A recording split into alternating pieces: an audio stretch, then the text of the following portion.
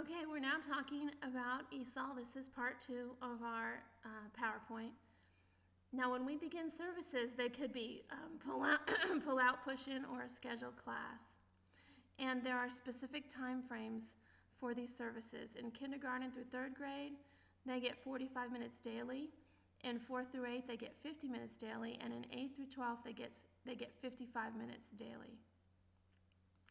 And then there are student records that must be kept. There's an ELL permanent record folder checklist, and we'll go over some of those things in that checklist. We're going to have the access, the WAPT and standardized test scores on the cumulative record, a copy of that home language survey that was sent home at the beginning, a copy of the yearly teacher report for the access, any indicator of ELL status, whether they exited the program, a notice to the parent, or entered the program, or an SST, any retention data if that applies.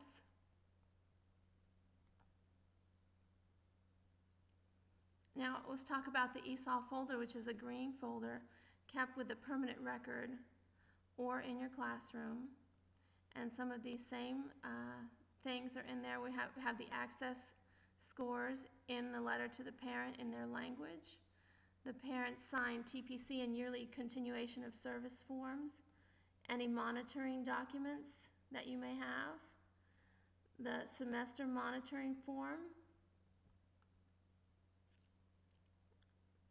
help sent to teachers who requested help, and parent signed language assistant services eligibility form.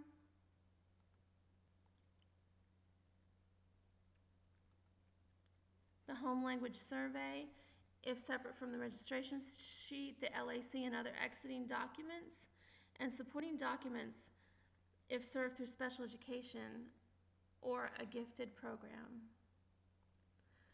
Here's the procedure for exiting English learners. How are they exited from ESOL? Kindergarten student may exit ESOL if they score an accountability composite proficiency level of 5.0 with no individual domain score less than 5.0.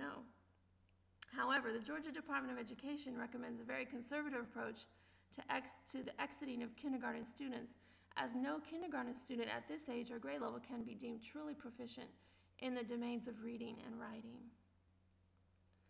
If they're in 1st through 12th grade, they may exit ESOL if the Access Tier C CPL is equal to or greater than 5.0 and the student is at or above proficiency on the Access Tier C literacy score equal to or greater than 4.7, or meets or exceeds standards on a CRCT reading total, or in 9 through 12 scores 70 or above on English language arts, the end of course test for 9 through 12.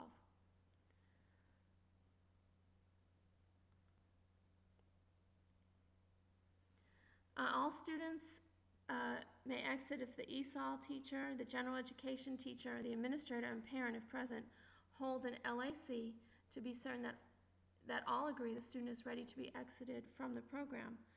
Then what happens? The Title III law requires that Title III districts monitor English learners for 2 calendar years following exit from language assistance services. The district must maintain documented evidence that the student was monitored throughout the 2-year monitoring phase, and notify the clerk so she can change the student from active ESOL to M1 and Infinite Campus. That would apply just to Spalding County schools. I don't know if your county has Infinite Campus. And the next part is about communicating meaningfully with limited English parents and guardians. There's a required annual English language parent notification in English and their home language that indicates eligibility for language assistance services, the student's level of proficiency and how it was assessed, the method of delivery of instruction. And we are going to go to part 3 right after this slide because the time is running out. So I'll see you in part 3. Bye-bye now.